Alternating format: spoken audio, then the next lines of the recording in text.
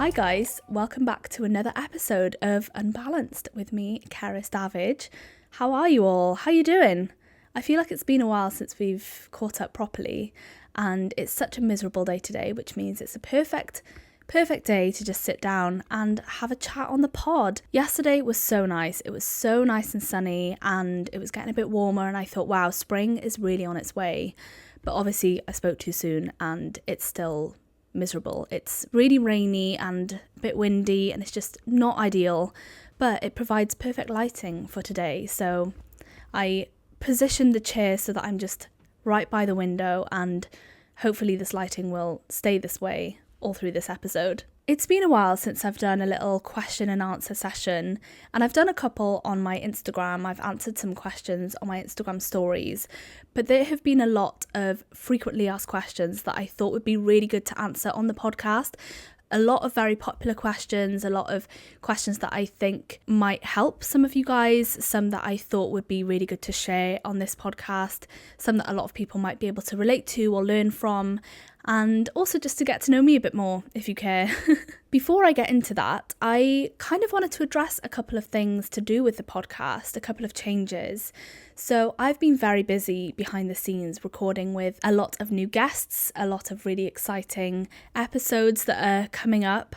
And I just thought, why do I need to stick to this rule of every other episode solo interview when I've got so many good interviews coming out? I don't want to postpone putting them out just so I can put out a solo episode, especially if I've maybe that week not really had an episode prepared.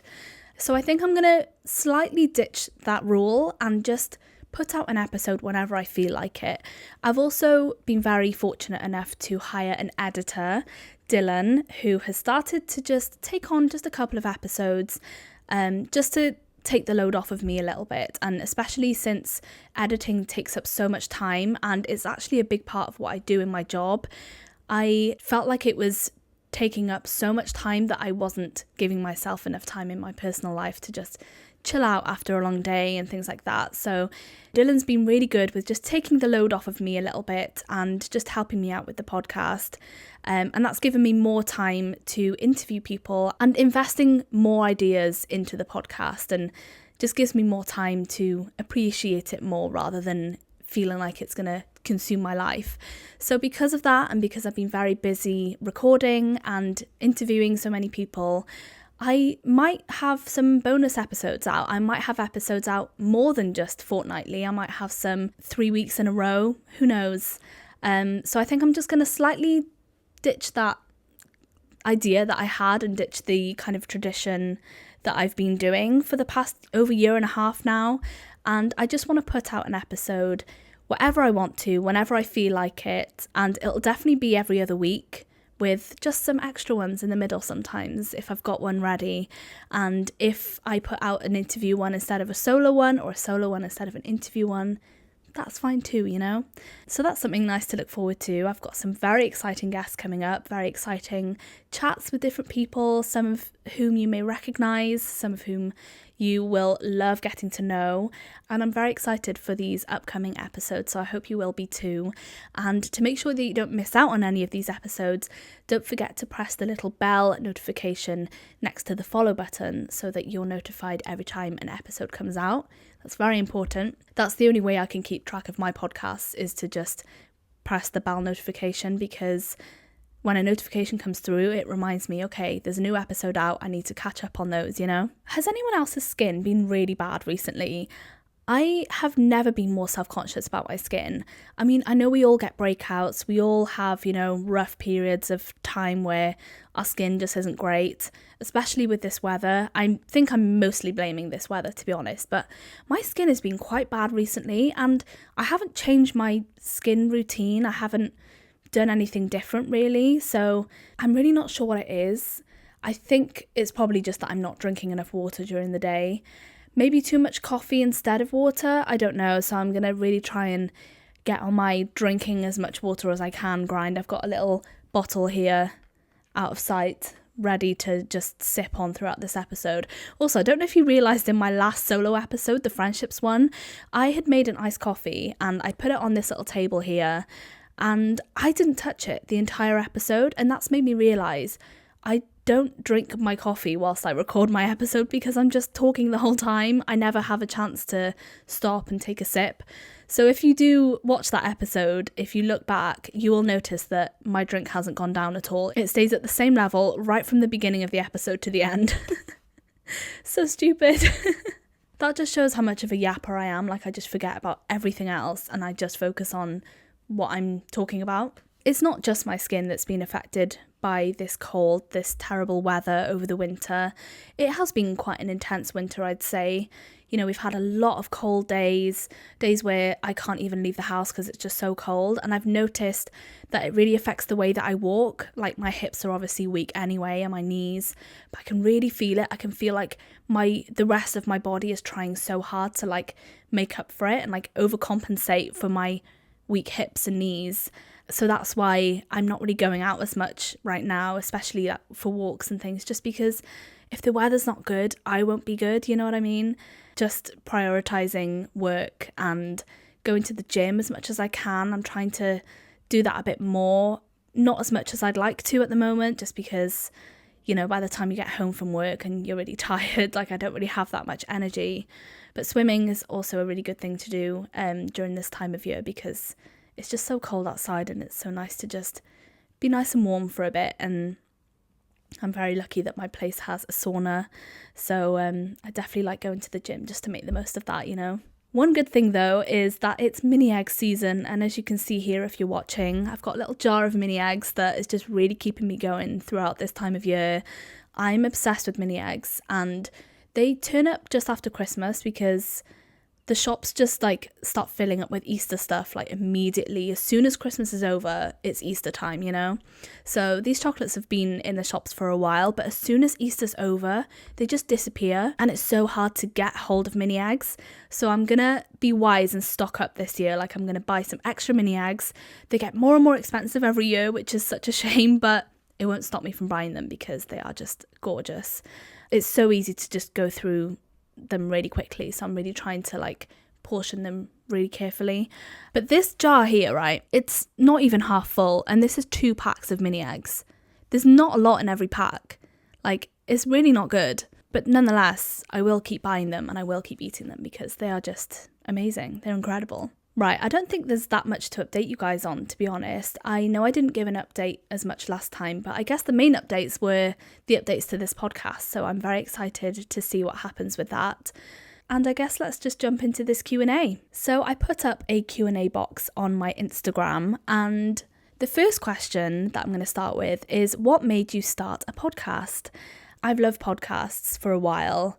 For a few years now. I started getting into them in COVID, I think, and I had previously had a lot of radio experiences, you know, presenting on the radio, presenting live, interviewing people, doing a bit of editing. So I had a kind of idea how I would do it. But yeah, I just loved the idea of starting a podcast, but I just wasn't quite sure what the topic would be, because unless you're a celebrity or someone quite well known that you want to get to know, no one cares about your life, you know, no one cares what other people are doing unless you're famous, which I'm obviously not.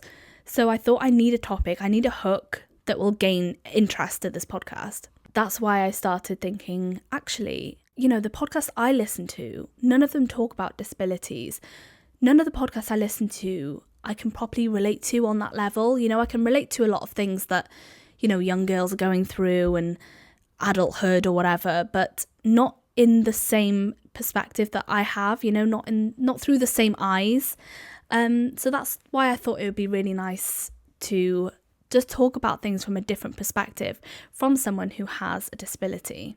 So yeah, I guess that's where it started.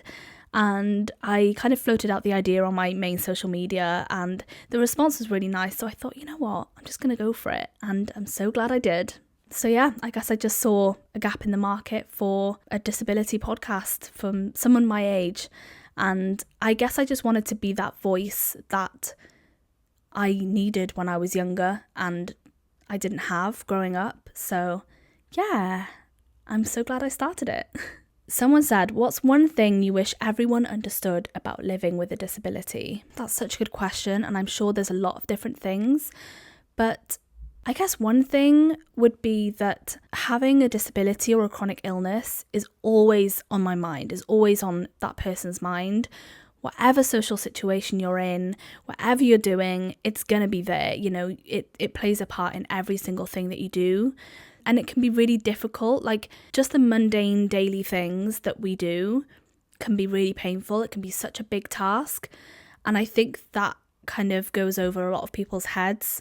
I don't think many people realize that little tasks are such a huge achievement for us. And I think because we don't talk about it all the time, because we're not constantly saying, oh, I did this and it was so difficult, or I had so much pain, but I did it anyway.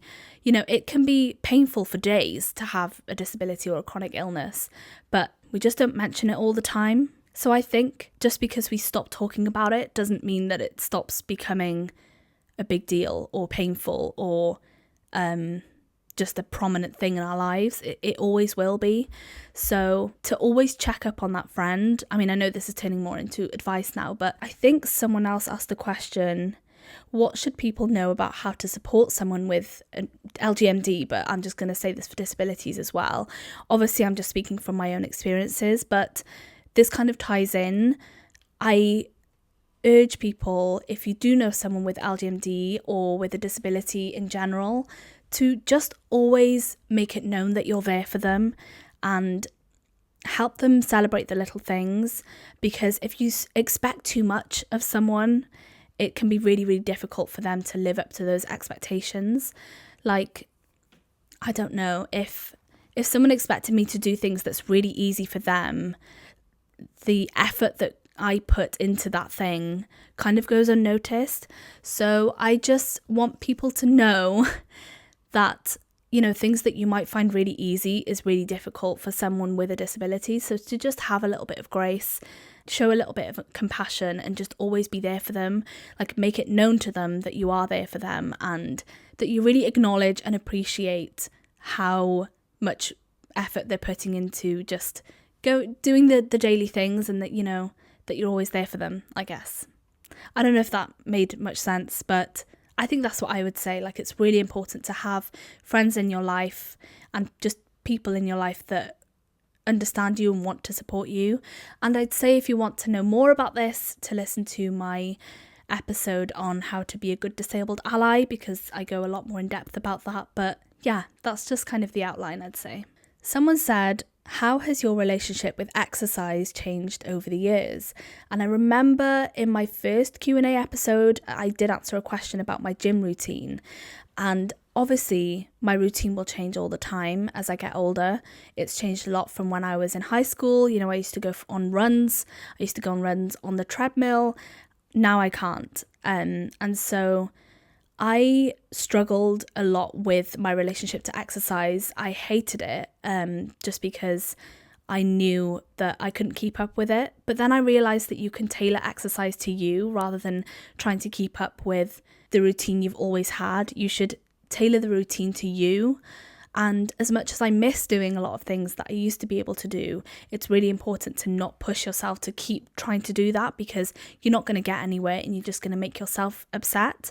So my relationship with exercise is a lot better now that I know that I don't need to do the same kind of exercise that everyone else is doing. And exercise looks different to everyone. So as long as you find exercise that's really healthy for you, then that's fine. That's all you need. And I know what good exercise is for me now, and what makes me feel good, what kind of workout makes me feel, like I've done a really good workout here. And it might not be much to other people, but for me, it really has healed my relationship in a way with exercise, just because otherwise I would just get upset that, I can't do anything. But actually I can do a lot of things, just in a different way. Someone said, what does your diet look like? And we're going into celiac territory here, where there's a lot of gluten-free related questions. So my diet is obviously different every day. I'll walk you through what I tend to eat on a daily basis, if you care. Just for some inspo maybe. I'm really trying to stay as healthy as I can. Obviously, it's really important to nourish your body, especially if you're suffering with a chronic illness or if you have a disability, it's really important to keep your body as nourished as possible.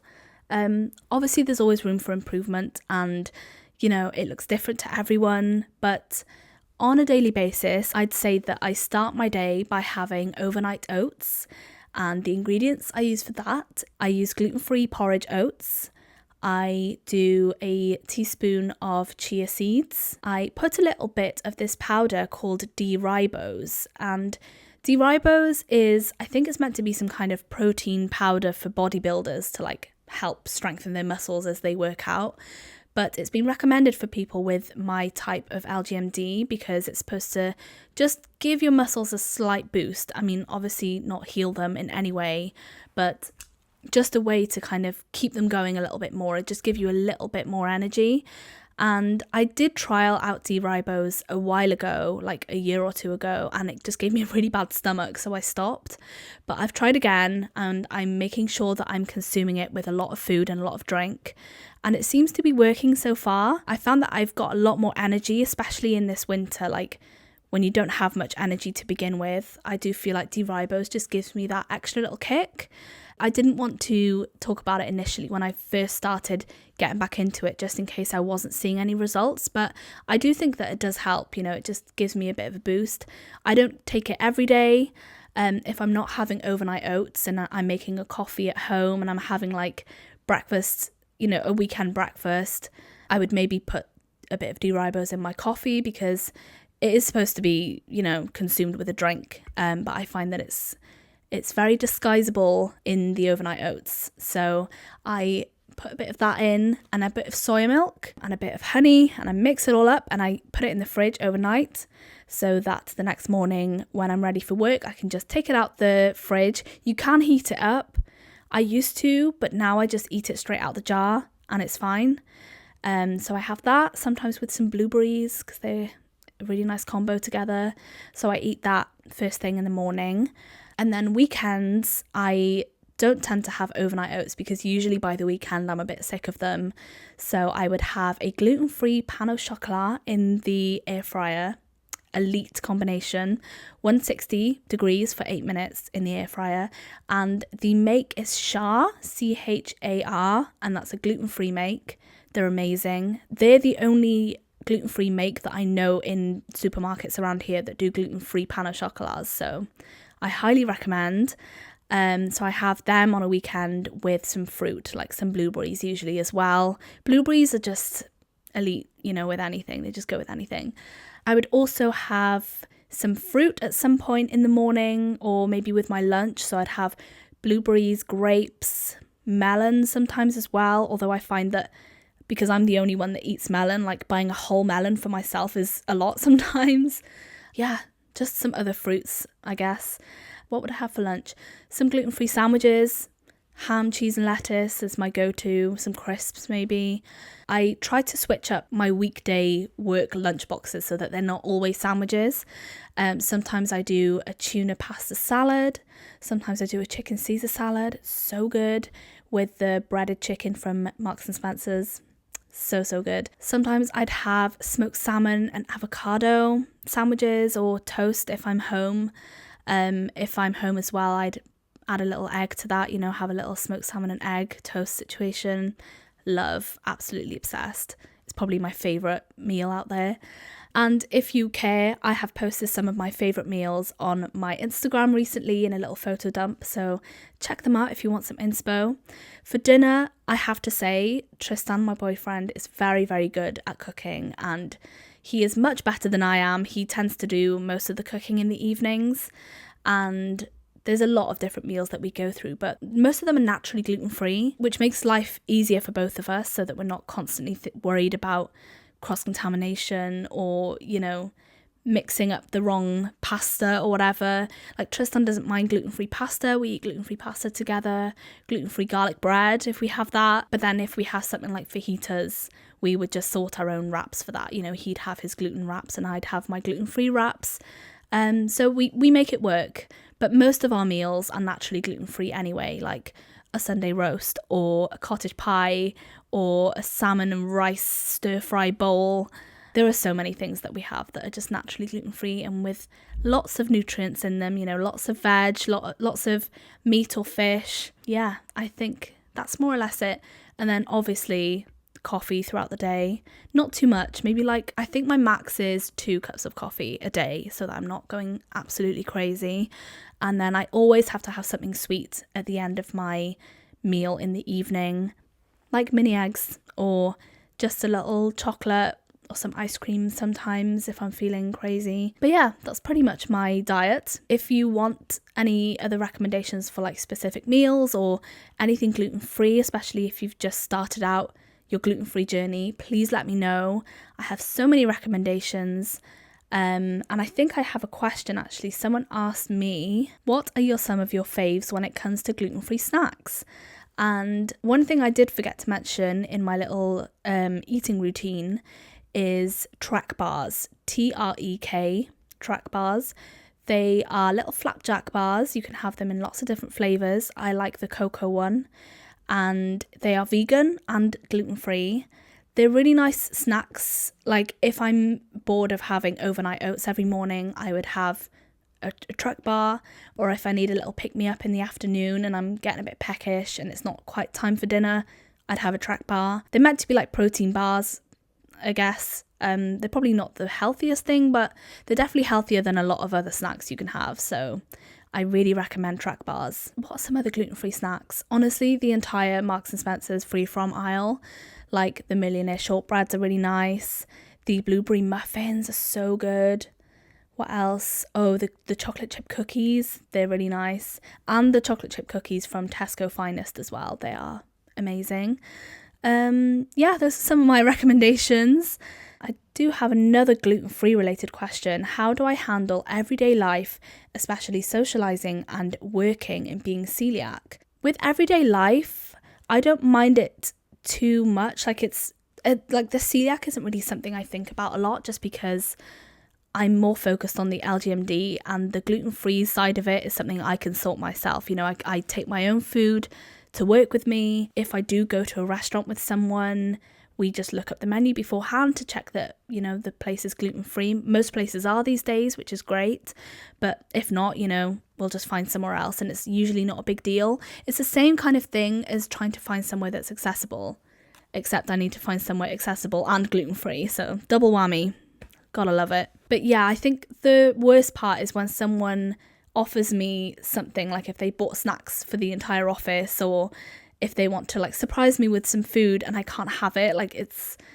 I feel so bad. I'm I'm so sorry, I'm gluten-free, I can't. But at least it gives them the chance to pass it on to someone else.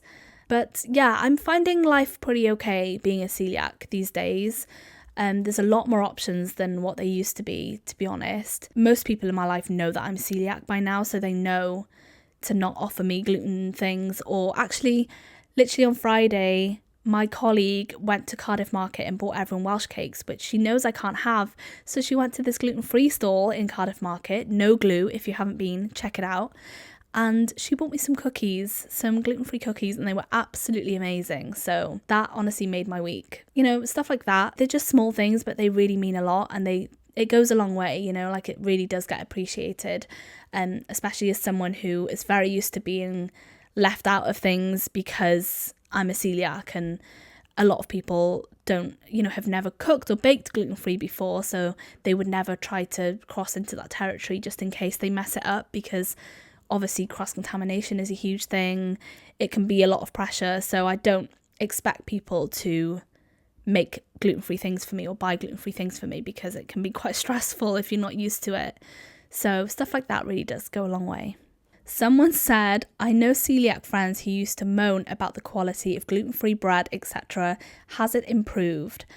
It has definitely improved. I remember when I was first diagnosed, obviously the gluten-free world was completely new to me, but I thought it was rubbish because there was nothing good out there. The bread was awful. I went through so many different types of bread, so many different companies of bread, and nothing was good. People were really trying to find gluten-free bread, and it was just not out there. But now there's plenty of gluten-free bread that's actually edible.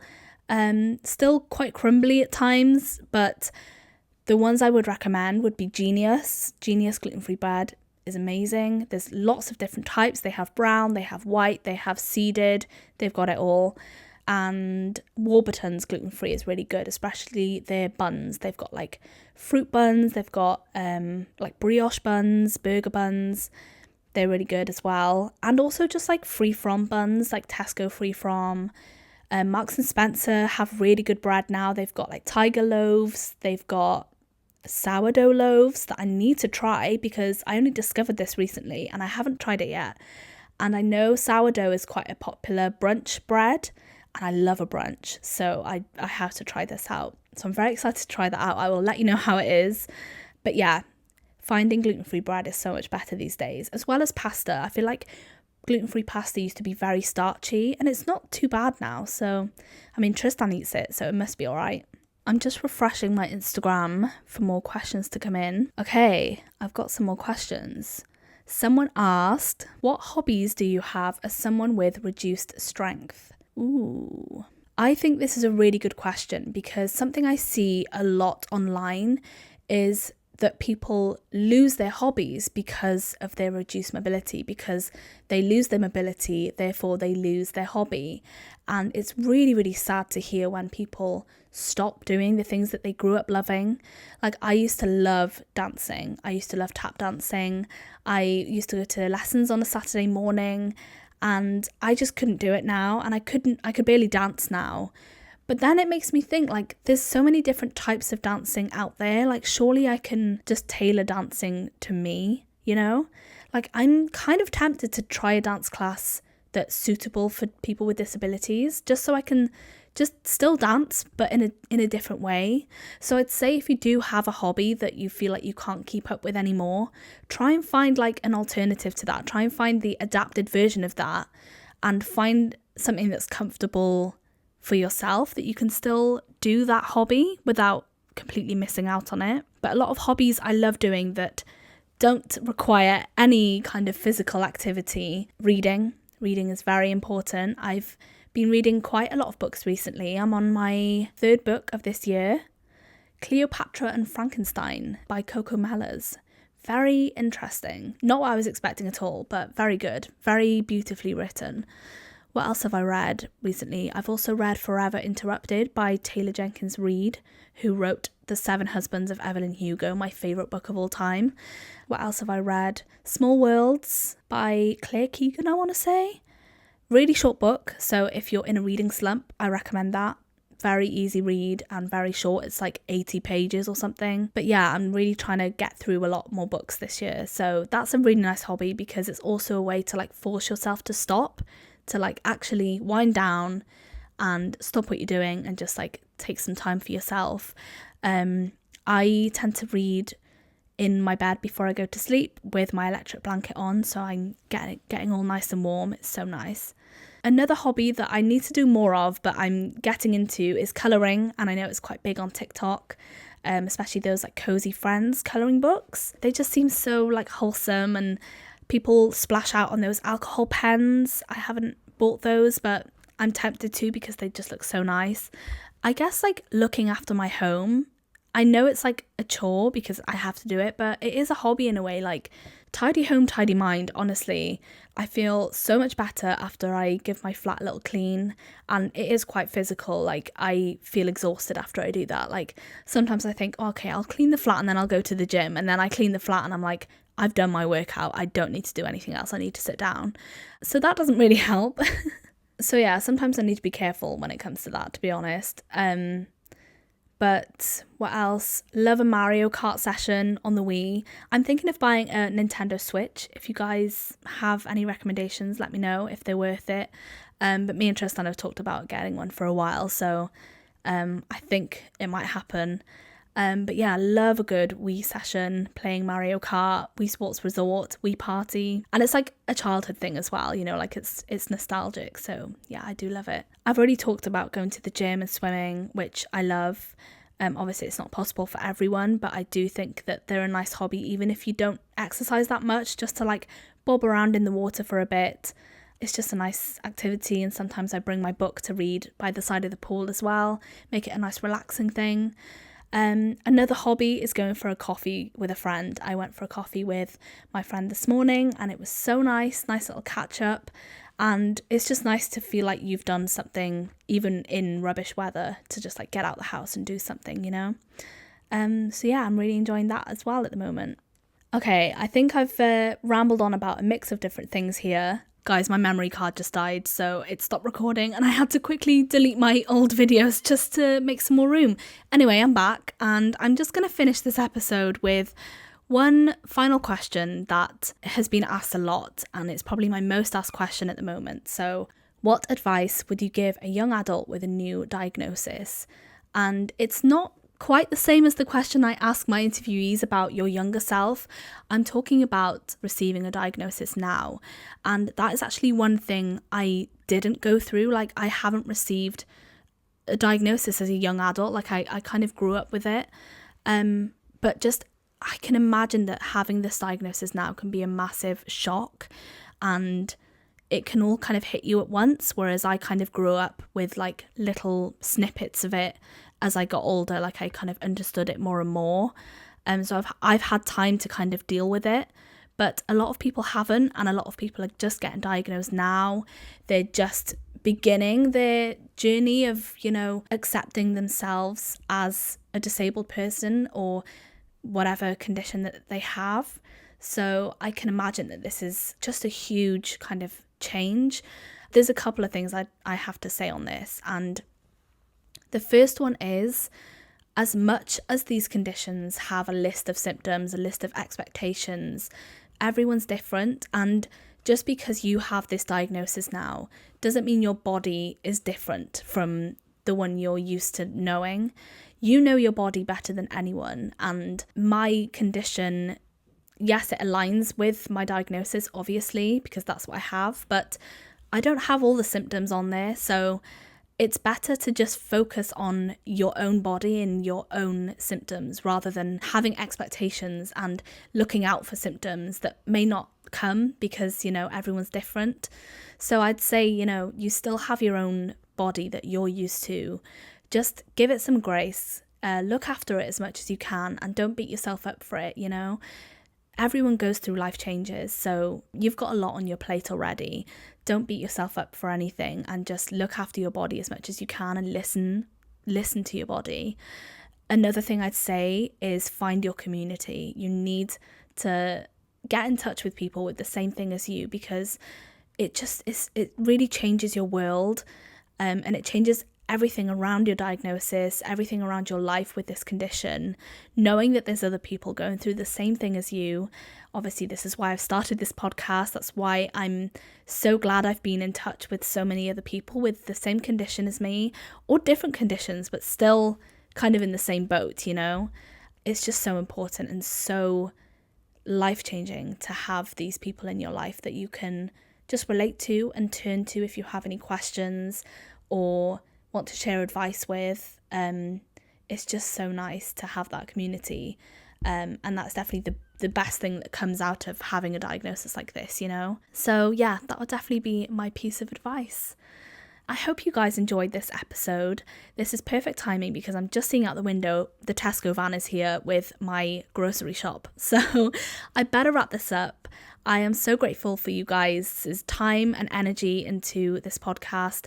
It really means a lot when you all message me or post something on your story that you're listening to it, or when you rate it 5 stars, because that really helps me out. So keep spreading the unbalanced word, and I will be back with you guys with another episode very soon. I hope you guys have a lovely couple weeks, and if you want to keep up with me in the meantime, don't forget to follow Unbalanced Podcast on Instagram. I love you guys so much, and I'll see you very soon. Bye!